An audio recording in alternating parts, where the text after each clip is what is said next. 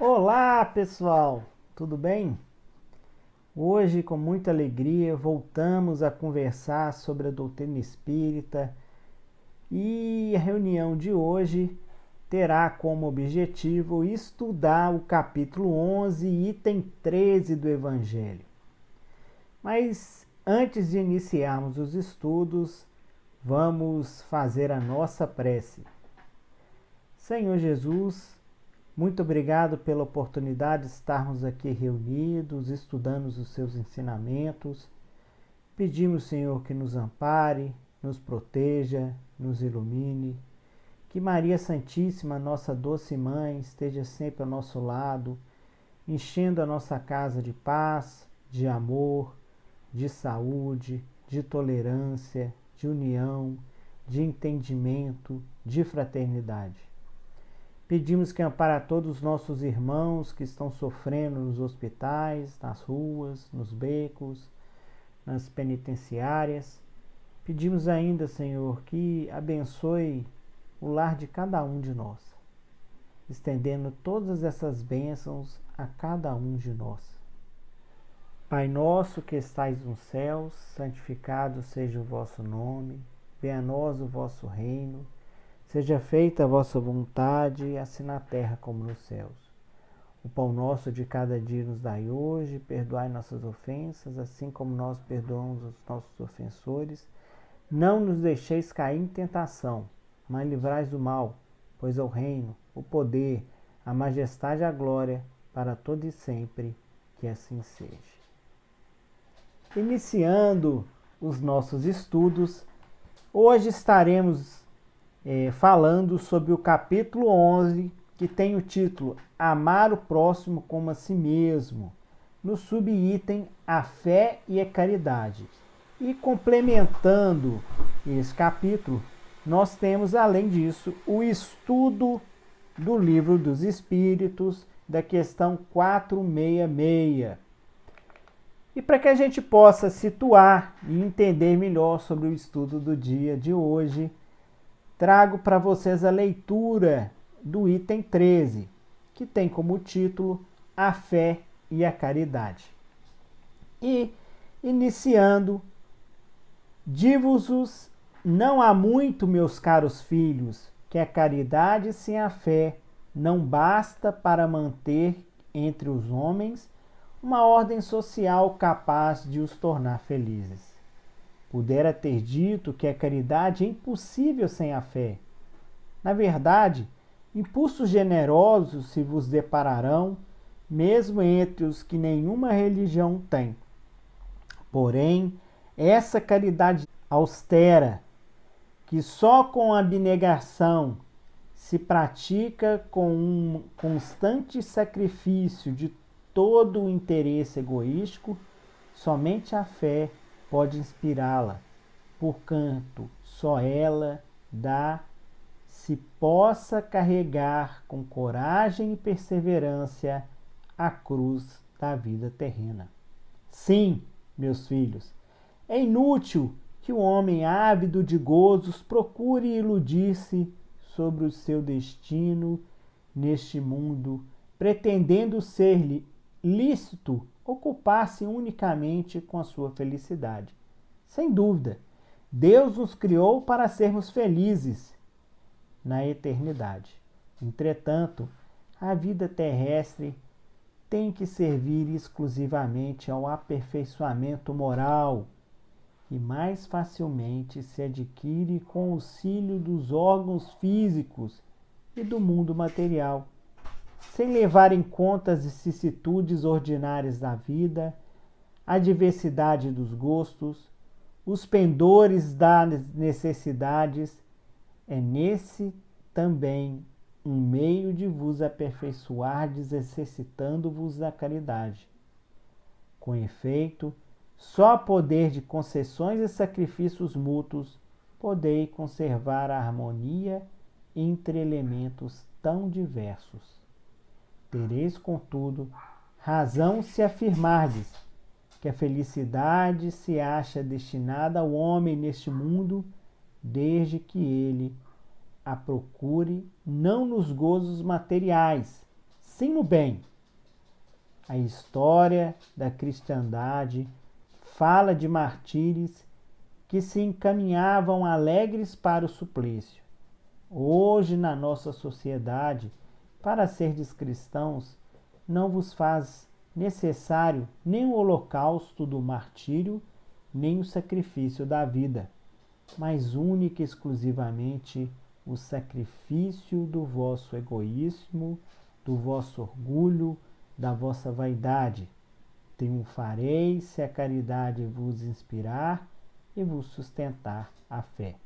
Espírito Protetor, Cracóvia, 1861. E acompanhando o estudo, nós temos a questão 466 do Livro dos Espíritos, que traz a seguinte indagação: por que Deus permite que espíritos nos excitem ao mal? Os espíritos imperfeitos são instrumentos que servem para pôr à prova a fé e a constância dos homens na prática do bem. Vós, como espíritos, deveis progredir a ciência do infinito e, por isso, passais pelas provas do mal para atingir o bem. Nossa missão é vos colocar no bom caminho.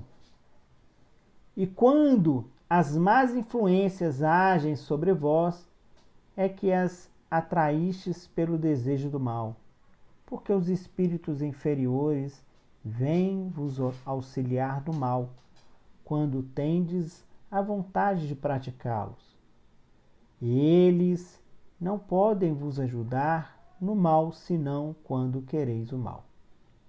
Se sois inclinados ao homicídio, pois bem, tereis uma multidão de espíritos que alimentarão esse pensamento em vós, mas se tereis também outros espíritos que se empenharão para vos influenciar ao bem, o que faz restabelecer o equilíbrio e vos deixa o comando dos vossos atos. É assim que Deus deixa à nossa consciência a escolha do caminho que devemos seguir e a liberdade de ceder a uma ou outra das influências contrárias que se exercem sobre nós. Então, meus irmãos, conforme a gente fez a leitura, a lição de hoje é sobre o capítulo 11. E só para que a gente possa situar sobre esse capítulo 11, vou trazer para vocês aqui. Capítulo 11 ele tem um título: Amar o próximo como a si mesmo. Então, vem esse capítulo 11 é a base da doutrina cristã. E fazendo a leitura do capítulo 11, nós percebemos que existem vários subtítulos. Subtítulos quais estes? O mandamento maior, fazermos aos outros o que queríamos que outros nos façam, parábola dos credores e dos devedores. Tratai todos os homens como querereis que eles fossem tratados. Nós temos aqui, dai a César o que é de César. Temos as instruções dos espíritos, a lei do amor, o egoísmo, e nós temos o subitem, a fé e a caridade. E como nós pudemos ver, ao fazermos a leitura, verificamos que o Espírito Protetor, ele trouxe para todos nós uma reflexão que toca profundamente os nossos corações. A partir do momento em que ele inicia falando que a caridade sem a fé não basta para manter entre os homens uma ordem social capaz de o tornar felizes. E ele vem trazendo que a caridade sem a fé, ela vive em dificuldades. Ou seja, quando nós temos caridade e quando nós temos fé, a caridade ela é realizada de uma forma constante na nossa vida. Por quê? Porque a partir do momento em que nós temos a fé, sabemos da existência das vidas futuras, sabemos que a partir do momento em que estamos aqui na Terra, temos que procurar sermos melhores. Sabemos que a partir do momento em que temos a oportunidade da reencarnação, não devemos passar a nossa vida em branco. E faz com que tenhamos um maior esclarecimento sobre os nossos atos do dia a dia e possamos entender melhor os acontecimentos da nossa vida. Então, se nós temos fé, e todos nós temos e acreditamos no cristianismo, e hoje temos a bênção da doutrina espírita para poder ainda mais aprofundar os nossos conhecimentos sobre o cristianismo, essa fé que nos une, essa fé que nos auxilia, essa fé que pacifica o nosso coração, ela traz como norte para todos nós a necessidade verdadeiramente do amor, do amar ao próximo como a nós mesmos. E a partir do momento em que fazemos isso, estaremos imbuídos num só sentimento, que é o sentimento do amor. E o amor, que é base de tudo, traz como uma das suas facetas a caridade.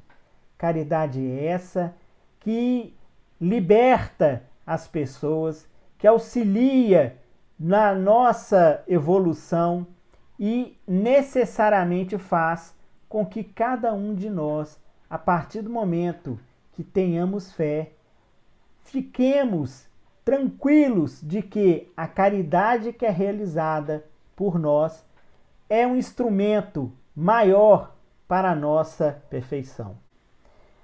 E, continuando o Espírito Protetor, ele conta para todos nós que há muito tempo atrás, na época lá de Jesus, quando os cristãos eles eram perseguidos e levados aos martírios da morte, eles iam muitas das vezes cantando, muitas das vezes eles iam sofrendo, mas sempre com a fé de que eles estavam fazendo o melhor e que eles estavam acreditando naquela doutrina cristã e que aquilo ali seria o melhor para as suas vidas.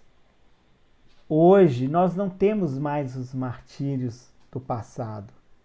Hoje, na verdade, segundo o Espírito Protetor, ele traz que a nossa sociedade, para que possamos ser cristãos, não é necessário passarmos por holocaustos ou muito menos por martírios e sacrifícios de vida, mas única e exclusivamente o sacrifício do vosso egoísmo, do vosso orgulho e da vossa vaidade.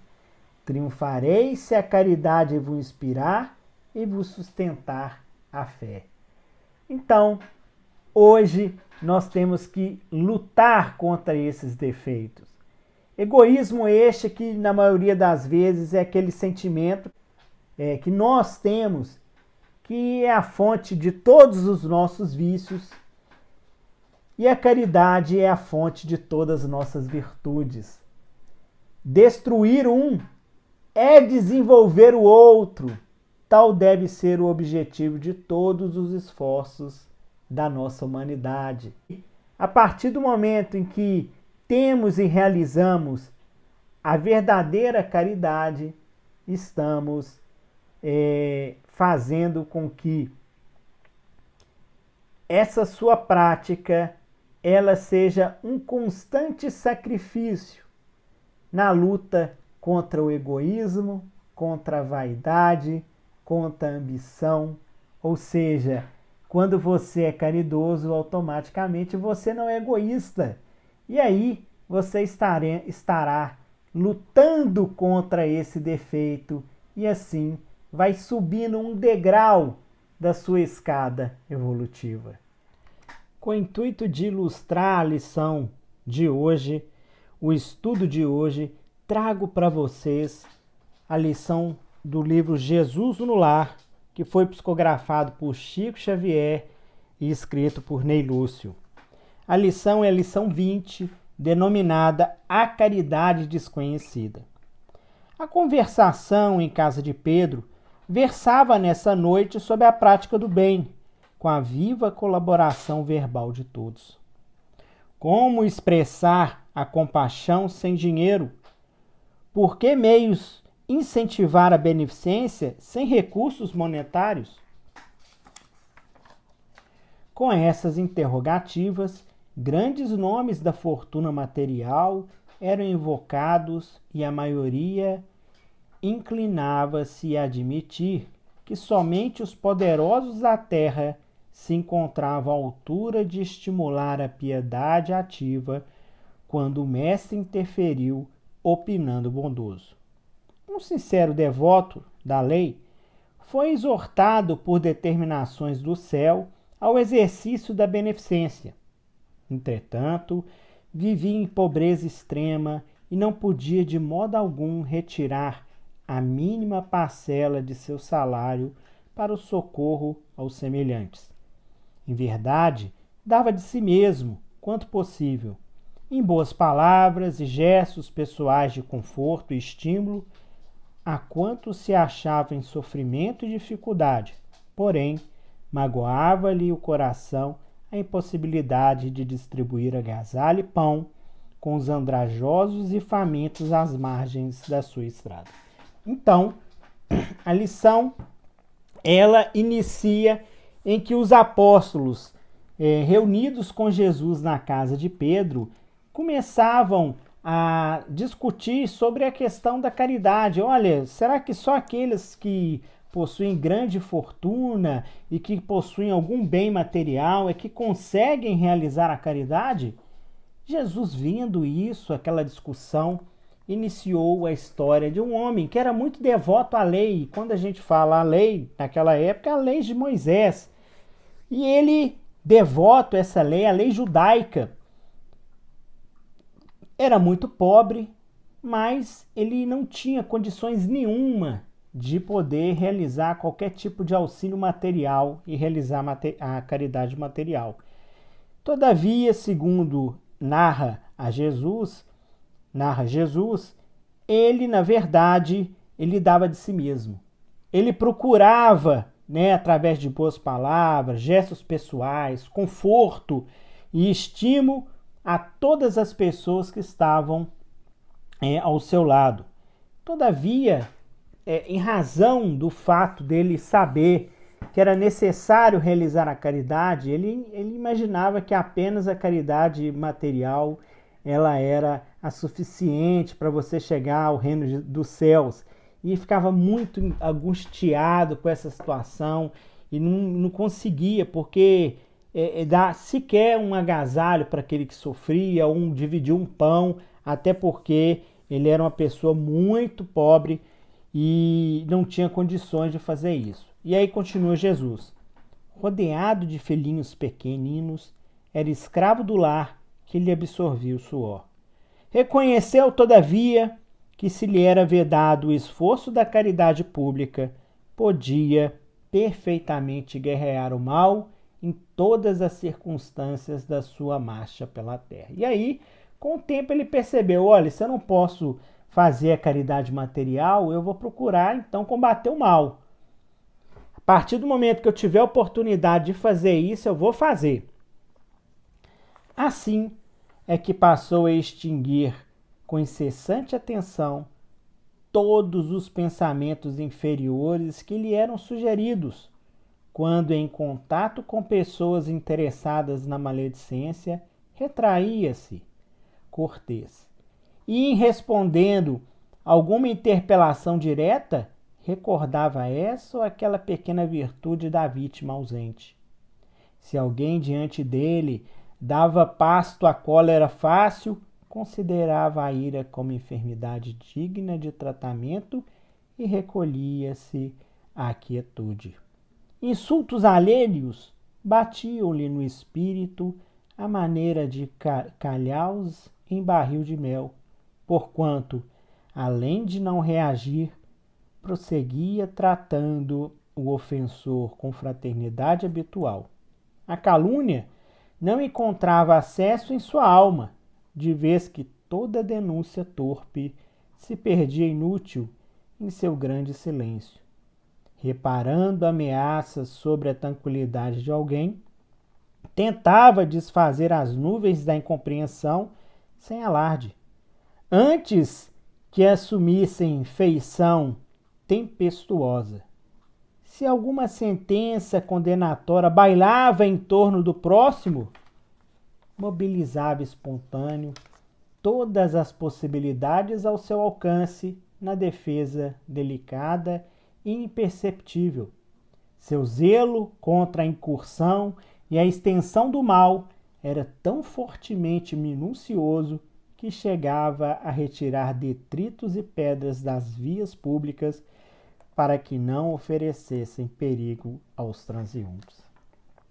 Então, como a gente pôde ver, nas narrativas que foram apresentadas por Jesus a seus apóstolos, ele começou a extinguir o mal através primeiro dos pensamentos. Então ele começou a combater os seus pensamentos inferiores, aquilo, negativações, questões ruins que ele poderia estar pensando, que poderia prejudicá-lo e ao mesmo tempo poderia gerar qualquer tipo de prejuízo para aqueles que estavam ao seu lado. Primeira coisa, ele fez aquela análise, teve a humildade de entender da necessidade de modificar ele próprio. Primeiro passo. Para que isso fosse possível, ele entendeu que ele não era perfeito e que diante das suas imperfeições ele começou a combater os seus defeitos e em seguida ele começou a,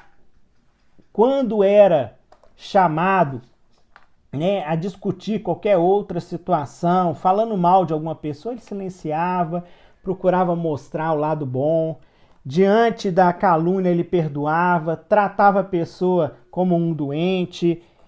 Sempre que tinha uma situação que gerasse algum desconforto a ele, ele procurava de forma equilibrada entender e seguir sua vida ajudando o próximo. E isso foi a vida dele toda.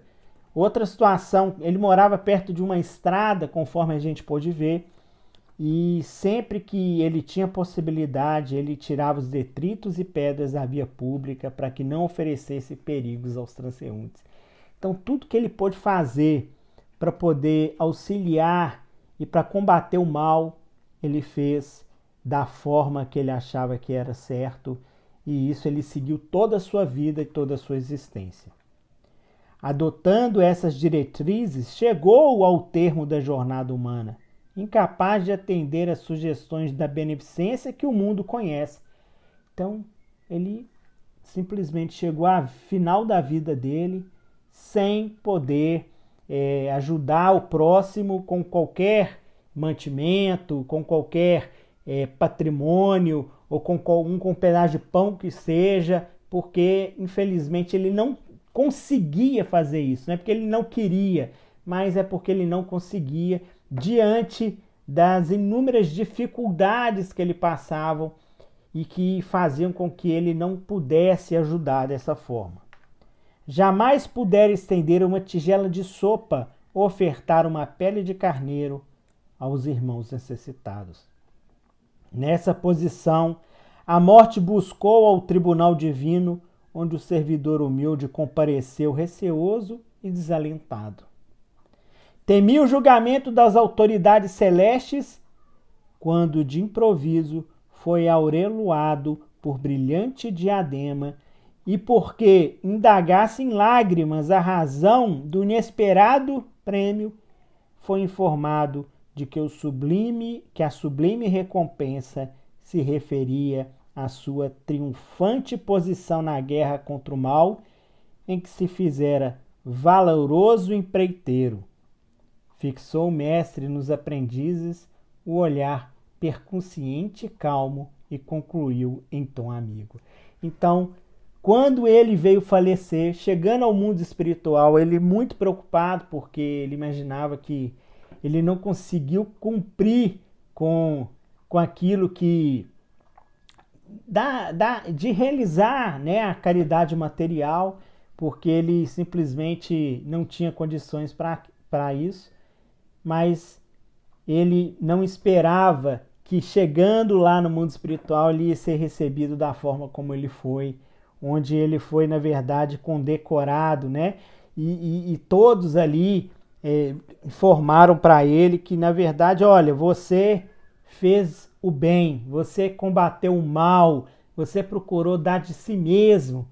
E ele em lágrimas, sem entender, muito feliz com aquela situação, e Jesus encerra a lição e fala o seguinte: distribuamos o pão e a cobertura, acendamos luz para a ignorância e intensifiquemos a fraternidade, aniquilando a discórdia.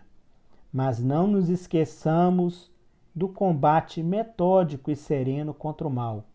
Em esforço diário, convictos de que, nessa batalha santificante, conquistaremos a divina coroa da caridade desconhecida. E aí Jesus, de forma brilhante, encerra a lição, mostrando para todos nós que, além da caridade material, a caridade moral ela é importante, e ela sendo realizada, ela traz para todos nós o coração pacificado do dever cumprido.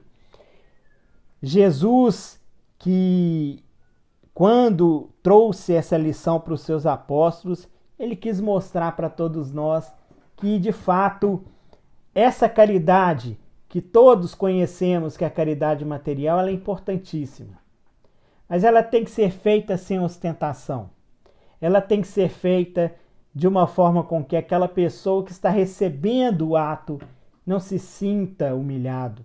Ela tem que ser feita verdadeiramente com amor, não de forma automática, porque a partir do momento em que ela é feita com amor, ela é realmente realizada da forma como Jesus nos ensinou. E como nós conseguimos entender tudo isso? Através do momento dos estudos que são realizados, das reflexões que são realizadas, das leituras que são realizadas, das possibilidades inúmeras que nós temos de procurar aprender através das reuniões, do culto do Evangelho do Lar. E com isso a gente vai fortalecer o quê, meus irmãos? A nossa fé. Essa fé que tanto nós pregamos, que tanto nós achamos necessária para a nossa vida. A partir do momento que nós fortalecemos a nossa fé, nós tornamos a nossa vida mais fácil de ser vivida, porque mesmo diante das dificuldades e das facilidades, sabemos conviver de uma forma equilibrada. E aí, quando passamos por diversas situações, temos aí a consciência de que, diante de situações difíceis, estamos procurando fazer o nosso melhor. E é justamente isso que a lição de hoje traz para todos nós, através da fé e a caridade. A caridade sem a fé não basta para manter entre os homens uma ordem social capaz de os tornar felizes. Pudera ter dito que a caridade é impossível sem a fé.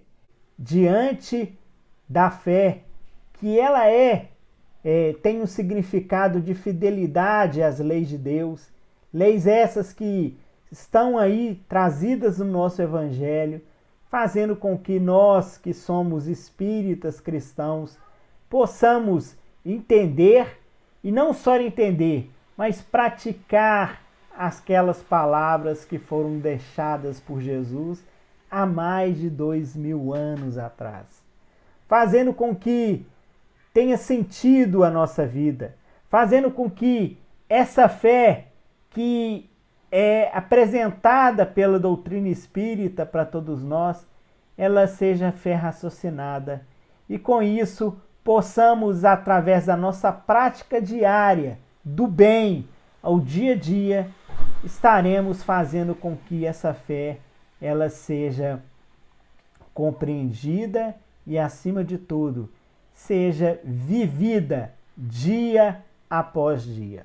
E é isso que o nosso irmão Espírito protetor, quis trazer para que possamos fazer essa reflexão na nossa vida, para que possamos entender como é importante a religião, a doutrina espírita, para que possamos fortalecer a nossa fé e realizar verdadeiramente a caridade, não só a caridade material, mas a caridade moral.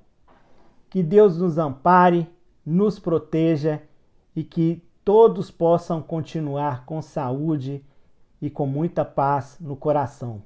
Um abraço a todos e obrigado pela oportunidade.